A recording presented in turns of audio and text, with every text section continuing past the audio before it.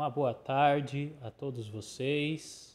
Sou o professor Roberto Silva, diretor da Faculdade Teológica e Línguas Bíblicas, FTLB.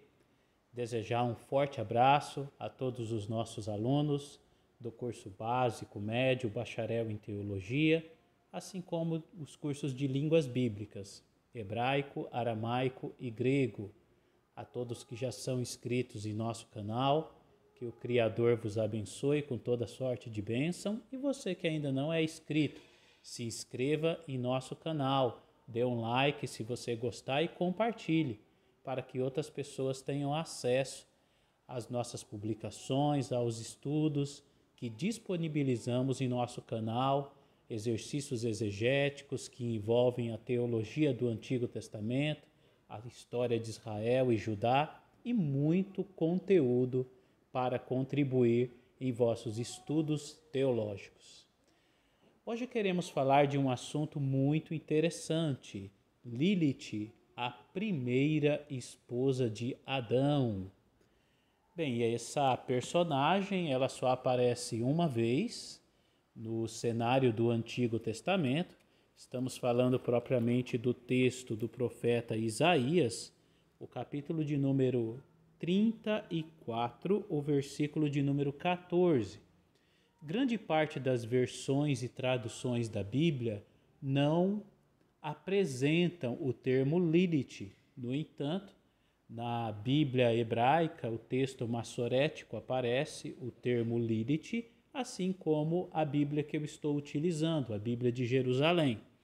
Diz assim: os gados selvagens conviveram aí com as hienas, os sátiros chamarão seus companheiros, ali descansará Lilith e achará um pouso para si. Bem, esse assunto ele é muito interessante porque em textos rabínicos do judaísmo medieval, Lilith é trabalhada como a primeira esposa de Adão. Textos como o Alfabeto de Ben Siraque, o Zohar e outros do judaísmo rabínico medieval fazem uma certa relação com o personagem Lilith, inserindo ela no contexto do livro de Gênesis, propriamente o capítulo 22, o verso 23, que diz: então o homem exclamou: esta sim é ossos de meus ossos e carne de minha carne. Ela será chamada mulher, porque foi tirada do homem. Então, na interpretação rabínica medieval, Lilith ela teria sido a primeira mulher feita da mesma substância do homem, do barro. E nas relações sexuais, ela se recusa a ficar por baixo, porque ela entendia que aquela posição a inferiorizava diante de Adão. E como ela foi feita da mesma matéria, da mesma substância, ela queria ficar por cima como um símbolo da dominação, do empoderamento feminino.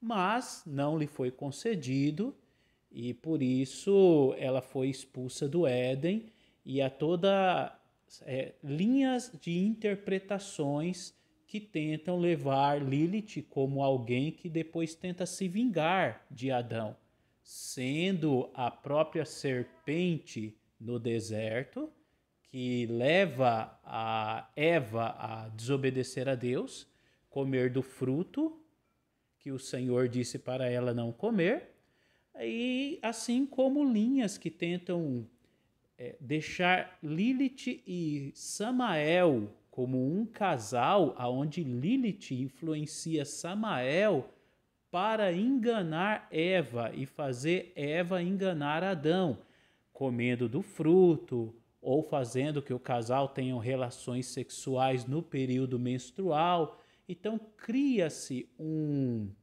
conto folclórico por trás da personagem Lilith como a primeira esposa de Adão e narrativas que giram em torno disso.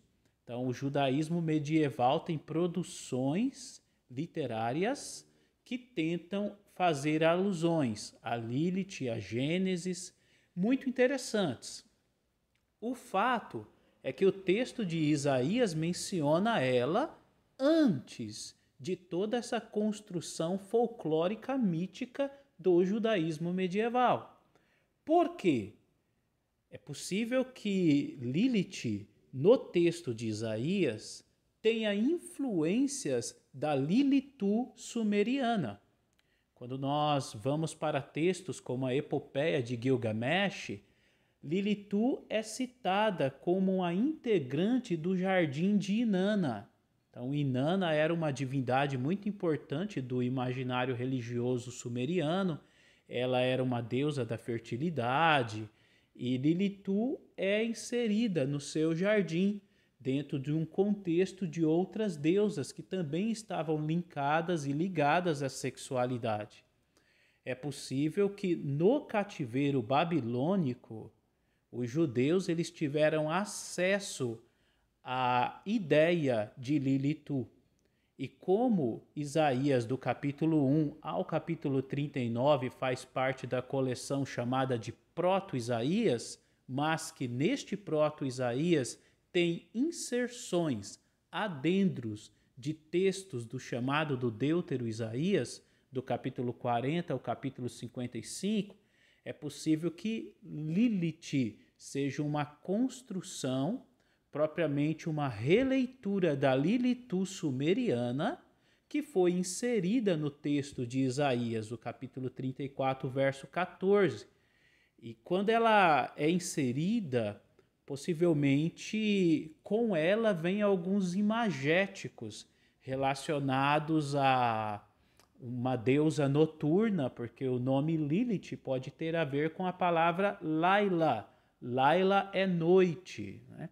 Quando os judeus eles estão se despedindo uns dos outros e estão indo dormir, eles vão dizer Laila Tov, boa noite. Então a palavra Laila, que quer dizer noite, escuridão, pode ter alguma questão etimológica com o termo Lilith, que também é visto como escuridão ou um animal noturno. Alguns tentam vinculá-la à coruja, mas enfim, é muito interessante porque essa personagem adentra na literatura isaiânica, mesmo que ela pode ter sido ressignificada através dos judaítas repatriados que trouxeram o imaginário e a crença dessa divindade sumeriana propriamente para o cenário judaíta do período pós-exílico. E ela é retratada na literatura isaiânica, mesmo sendo proto-Isaías, mas pode ser um adendro de pensamentos do conceito deutero-isaiânico ou trito-isaiânico, ou seja, um período da história exílica ou pós-exílica de Israel que nos apresenta a Lilith, possivelmente como a Lilitu sumeriana. E o texto de Isaías também faz menção a amuletos, que posteriormente foram interpretados como uma forma de se proteger das ameaças malignas de Lilith, como uma espécie de divindade que procuravam crianças para que pudesse matar essas crianças. E usar amuletos, as mulheres, era uma forma de se proteger contra as ameaças dessa divindade, a Lilith.